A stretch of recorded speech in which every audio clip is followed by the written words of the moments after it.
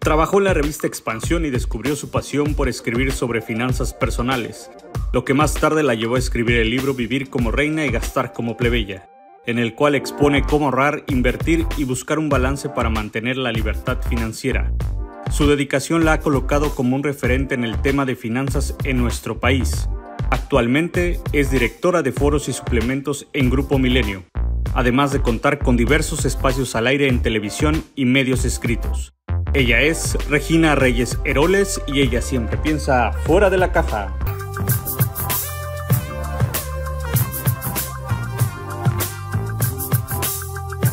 Bienvenida, Regina, qué gusto tenerte hoy aquí con nosotros. Gracias por la invitación, el gusto es mío.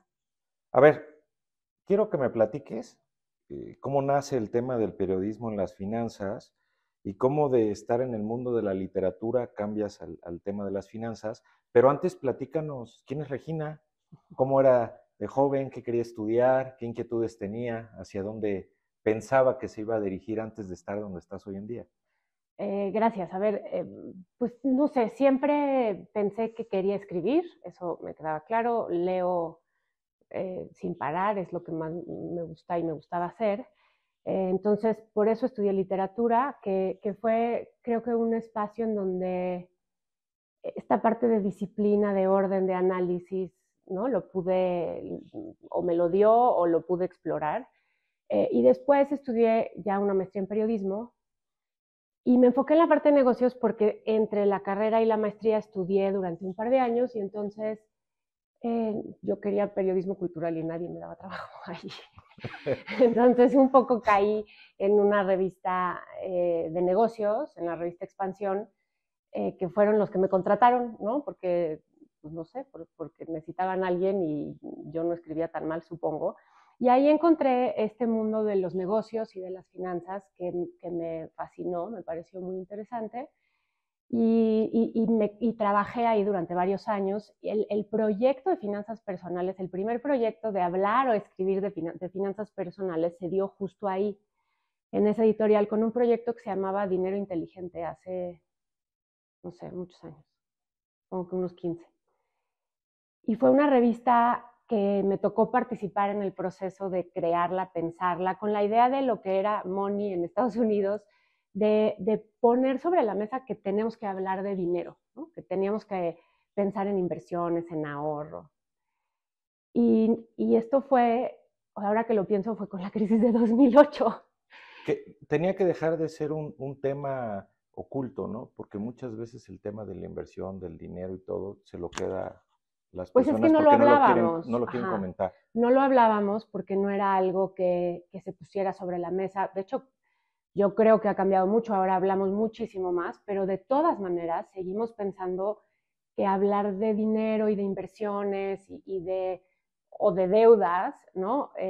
Pues no es tan bueno, ¿no? Entonces, quizá hablamos más de lo positivo del dinero y cómo nos va bien, pero no hablamos de lo negativo y de que también es parte del proceso. Y esa fue la primera crisis que me tocó, digamos, desde el ámbito periodístico. Desde entonces ya van varias. Y sí, qué terror, ¿no? Creo que un poco eso fue lo que me llevó a entender cómo sucedían estas crisis. Me llevó a pensar o a esta idea de que realmente hablar y escribir de finanzas personales podía hacer un cambio o tener un impacto en las personas, ¿no? Que podían pasar justo de no entender qué estaba pasando en el contexto a lo mejor proteger su dinero. Por lo que me estás platicando es que surge la transición para escribir un libro. O sea, tu preocupación o la manera de enfatizar lo que ahorita nos estás platicando, dijiste yo quiero poner un granito o quiero expresarme más o quiero que se toque más el tema y por eso viene esa transición para escribir un libro. Sí, de ahí surgió un blog que empezó, de hecho el libro empezó como un blog y de ahí el título del blog era Vivir como reina y gastar como plebeya. Y seguí haciendo esta investigación periodística constante y después el libro, la verdad es que sí surge de ahí, sí es una transición, como dices, pero ya está más enfocado en mujeres. Y en parte, ¿por qué? Porque en esa transición me di cuenta también de que abordamos el dinero de manera distinta y que para los hombres era más fácil hablar de eso. y que a nosotras nos habían dicho que eso de plano no se valía, ¿no? Se veía muy mal y ese no era un tema para las mujeres. No les correspondía. Exacto, no nos correspondía, pero además, digo, teníamos dinero y estábamos trabajando y estábamos, ¿no? Entonces, nada más no nos animábamos a invertir o no nos animábamos a pedir ayuda para salir de una deuda. Entonces, por eso el libro, la verdad es que lo enfoqué en mujeres. Eso no quiere decir que si un hombre lo lee no pueda aprender algo en el proceso, ¿verdad? Pero son historias de mujeres en diferentes etapas de vida hablando de cómo enfrentaron una situación o realidad financiera. Pero además el título es muy conveniente porque yo creo que independientemente que sea un libro que se dirige a las mujeres, yo creo que todos queremos vivir como reyes, ¿no? Y gastar como plebeyos. Y gastar como plebeyos, o al revés, ¿no? Reinas y gastar como plebeyas. Sí, creo que al final, a ver, era un juego un poco en el momento cuando surgió, honestamente era un juego porque yo era la amiga que no dejaba a los demás en la oficina gastar hasta el viernes, ¿no? La incómoda. Ajá. Y entonces un poco me decían, bueno, es que tú estás así, ¿no? Porque luego el viernes comes y comes súper bien. Sí. Y te vas a un restaurante. Entonces decía, pues sí, porque del lunes al jueves, ¿no? Comí lo que traje de mi casa. Es un tema de disciplina. Es un tema, pues, es un tema de prioridades, creo, más allá que de disciplina, porque todos logramos tener una disciplina para juntar dinero para algo cuando tenemos una meta. Sí, cuando lo queremos. El tema es no nos sentamos a establecer esas prioridades y esas metas. Oye, Regina, me estás platicando que el libro es un cúmulo de historias de mujeres. Me imagino en algunas situaciones es importante que todos los leamos, no solo las mujeres, sino que todos leamos. Pero ¿vienen recomendaciones, vienen tips, vienen análisis de cada una de estas historias o solamente es una recopilación de historias? No, es una recopilación de mujeres o sea, la historia de mujeres en diferentes momentos de vida, por ejemplo, entrar a la universidad y trabajar al mismo tiempo, ¿no? O sea, más bien estudiar y trabajar al mismo tiempo. Y entonces estas mujeres cuentan por qué proceso están pasando, ¿no? El primer empleo. Y entonces te enfrentas a alguien que te dice, uy, un día tuve que elegir mi Afore y no sabía cómo hacerlo, ¿no? Y no sabía ni qué era eso. Entonces, está acompañado de análisis de cuántas personas, por ejemplo, saben realmente cuál es su Afore o la eligieron correctamente, y de ahí a una serie de recomendaciones de cómo lo podrías hacer igual a si la historia es de éxito o mejor que si la historia no, o sea, fue confusa o la persona no tomó las mejores decisiones, ¿no? en la historia. Entonces, es un acompañamiento entre leer una historia de alguien que puede parecerse o sentirnos cercanas a ella y recomendaciones de análisis de lo que deberíamos o las mejores decisiones que podríamos tomar y dónde está la información para tomarlas. Yo creo que las finanzas sí te pueden cambiar la vida y no estoy hablando de que debas de tener un gran cúmulo de riqueza, pero creo que si llevas de buena manera tus finanzas con lo que quieres, hacia dónde te vas a dirigir, con cierto orden y disciplina, que comentas que no es tanto así, pero... No, sí lo es, pero también... Lo veo de esa manera, te puede cambiar muchas cosas. Te puede cambiar la vida, efectivamente. Y creo que ese es uno de los conceptos que tenemos medio arraigados, que son difíciles de cambiar.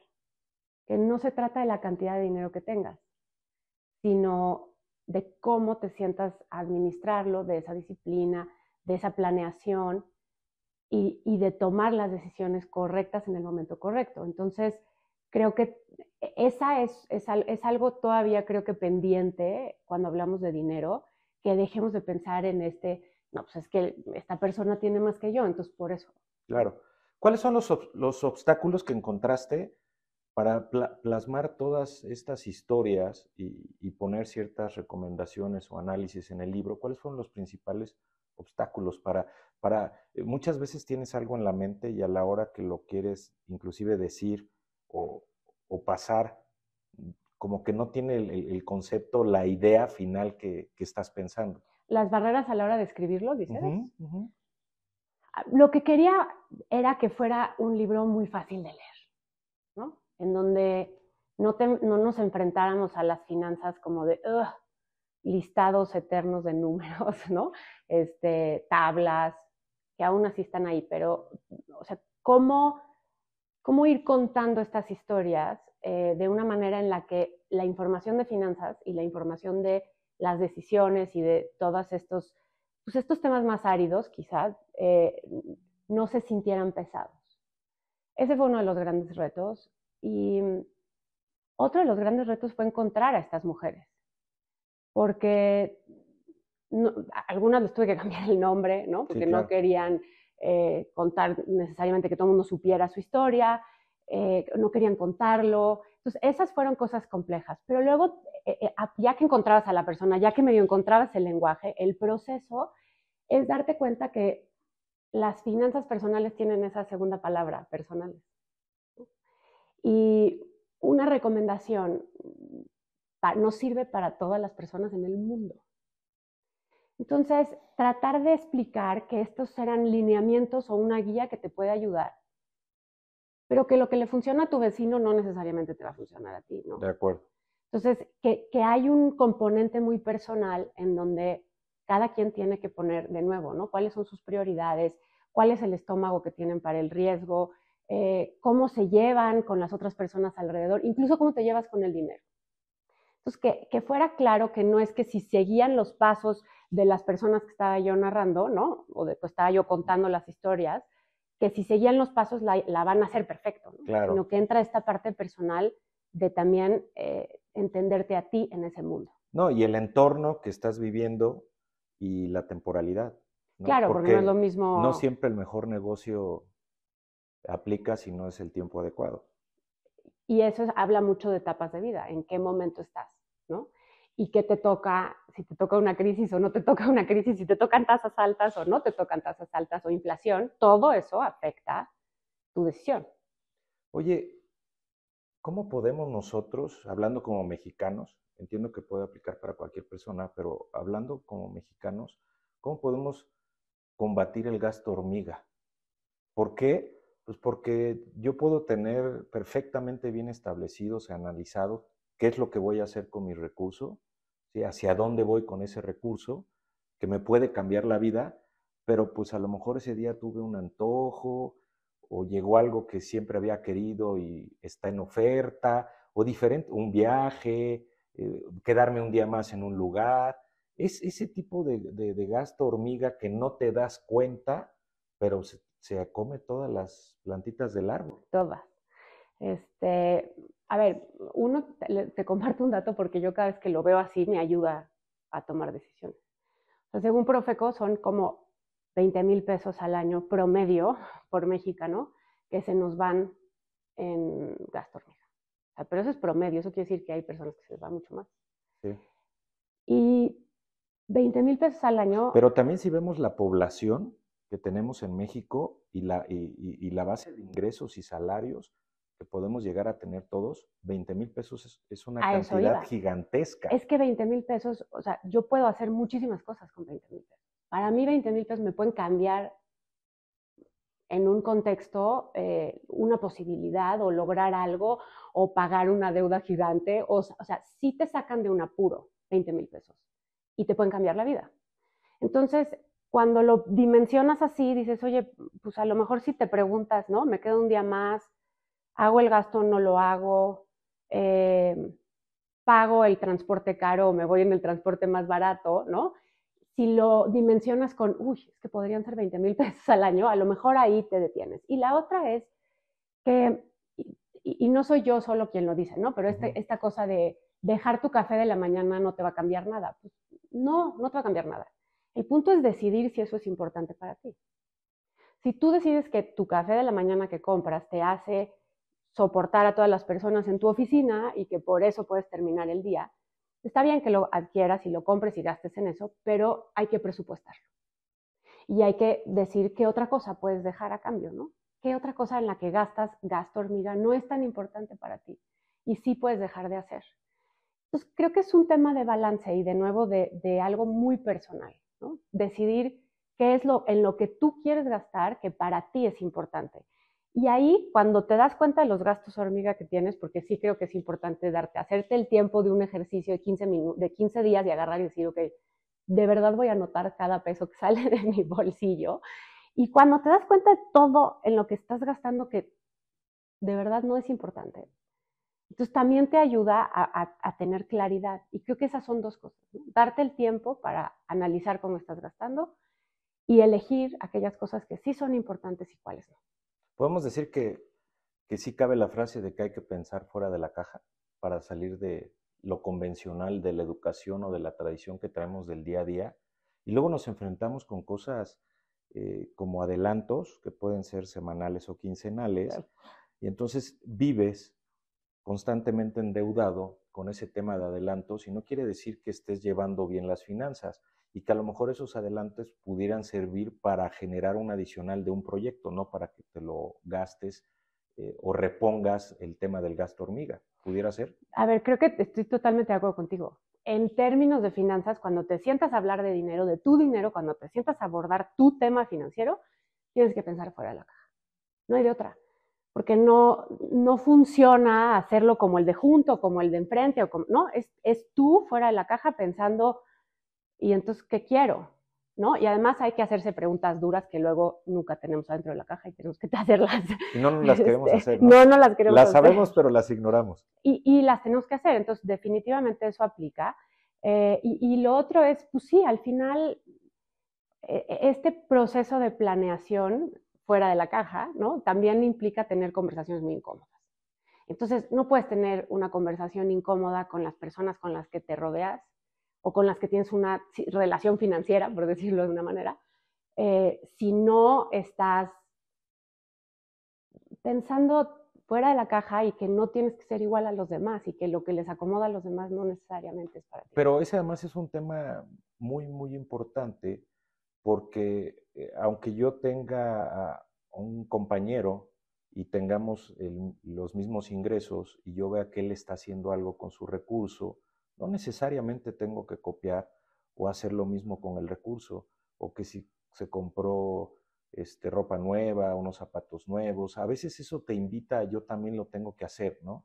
Y no sabes y hay que dejarlos, el tema personal, ¿no? Hay que dejarlos, tú tienes que establecer tu ruta e ir sobre tu ruta y no despegarte de ella en el tema hacia dónde vas y buscar una vida más cómoda o placentera, porque para a veces, ti. claro, para ti, porque luego a veces el tema del recurso pues no te deja trabajar, no te deja pensar, no te deja ver las relaciones de familia, las relaciones con la pareja, con los hijos, con los hermanos, con los amigos, con todos, porque traes esa crisis constante y esa preocupación constante en tu mente. Y te diría que, y tú lo sabes porque estás todo el tiempo en contacto con personas y empresarios o relacionados con los negocios, pero hay algo muy importante que es, vas a fallar y la vas a regar y vas a cometer otro error y te vas a endeudar y te va a costar mucho salir de esa deuda, o va a haber momentos en los que tomar la deuda va a ser muy inteligente porque estás logrando te va a permitir lograr otra cosa, ¿no?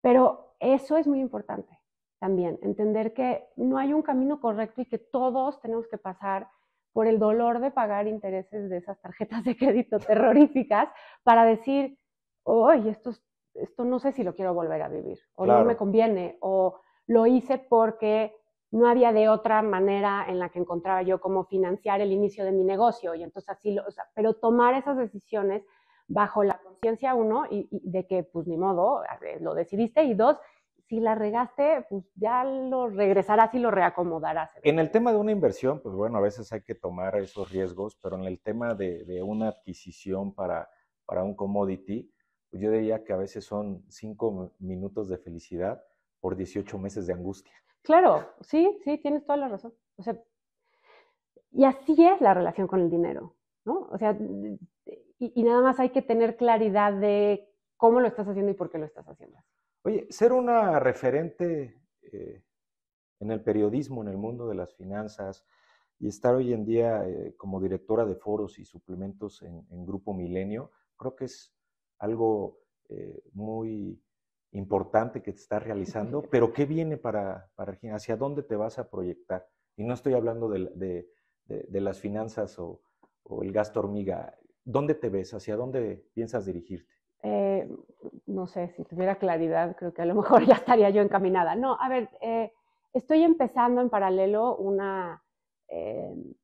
entrando al mundo emprendedor. ¿Por qué? Porque siempre había estado del otro lado haciendo las preguntas.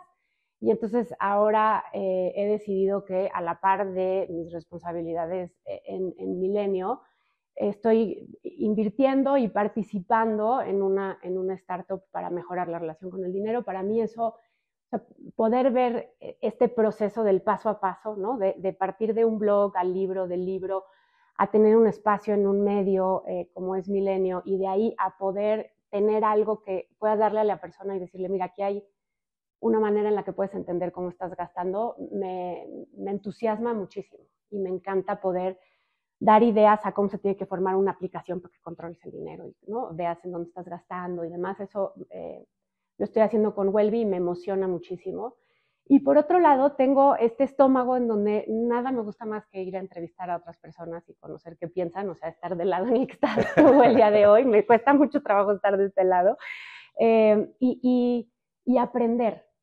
Porque creo que eso que me da el periodismo, eso que me da sentarme con directivos de empresas o con mujeres que están cambiando al mundo en un emprendimiento o con, ¿no? O sea, todas estas personas que puedo entrevistar, creo que me permite tener mucho material para seguir de regreso en este proceso de cómo generar información de valor que a alguien le pueda cambiar la vida, porque sí creo que, o sea, el dinero definitivamente no te va a dar la felicidad, pero sí te da tranquilidad. Y esa tranquilidad te permite lograr tus sueños y un montón de otras cosas. Lo que haces tú es un intercambio de aprendizaje, y eso creo que es pues muy valioso. Que en esta plática yo estoy aprendiendo, y cuando vas con otros empresarios siempre aprendes. Todos los días aprendes, y tienes que estar abierto a que tienes que aprender y que se pueda establecer ese intercambio de aprendizaje. Sí, justo, y por eso es bien lindo estar de aquel lado de la silla en vez de pero a mí eso me apasiona, o sea, creo que, y es lo que me gusta de estar en un medio como Milenio, ¿no? Que un día puedo hacer una entrevista y el otro puedo viajar y conocer a alguien más, y al siguiente estoy. Entonces, eso es muchísimo material, como dices, para poder regresar algo y decir, bueno, ahora vayan y cuidemos el dinero de otra manera. Oye, ¿qué recomendación le darías a todos los que nos están viendo el día de hoy? Para manejar mejor su dinero. Creo que saber en dónde estás parado o parada es lo más importante. O sea, ¿cuánto debes? ¿Cuánto gastas? ¿Cuánto quieres? ¿Cuánto ganas? O sea, hay personas que no saben cuánto ganan, porque en su recibo de nómina, así, ya no pensemos en los que son independientes, ni siquiera se han fijado cuánto les quitan, por qué, cuánto pagan de impuestos, ¿no? Cómo están sus aportaciones a la Afore. Entonces, creo que darnos ese tiempo para analizar nuestra situación financiera, en dónde estamos, a quién le debemos dinero, por qué, qué queremos. Que implica también eso, cómo te ves en el futuro y para qué estás trabajando. Es lo primero que puedes hacer antes de salir a invertir, ¿no? O sea, está padrísimo pensar en criptomonedas, ¿no? Pero ¿te sirven las criptomonedas a ti? O sea, ¿es algo que va contigo por tus circunstancias, situación, momento y demás? ¿O lo estás haciendo solo porque todo el mundo está hablando de criptomonedas, ¿no? Correcto. Creo que darse ese tiempo y saber en dónde estás parado es súper importante. Yo empezaría por ahí. Regina, quiero agradecer tu tiempo, quiero agradecer todo lo que hemos platicado el día de hoy, que ha sido muy interesante para cuidar nuestras finanzas, para buscar una vida más estable, pero sobre todo quiero agradecerte porque sin duda eres una persona que piensa fuera de la caja. Muchas gracias. Gracias a ti por el espacio. Gracias por acompañarnos. Recuerda seguirnos en Facebook, Twitter e Instagram. También escuchar nuestros episodios en Spotify, Apple Podcast y Google Podcast. Yo soy Edgar Garza y recuerda pensar fuera de la caja.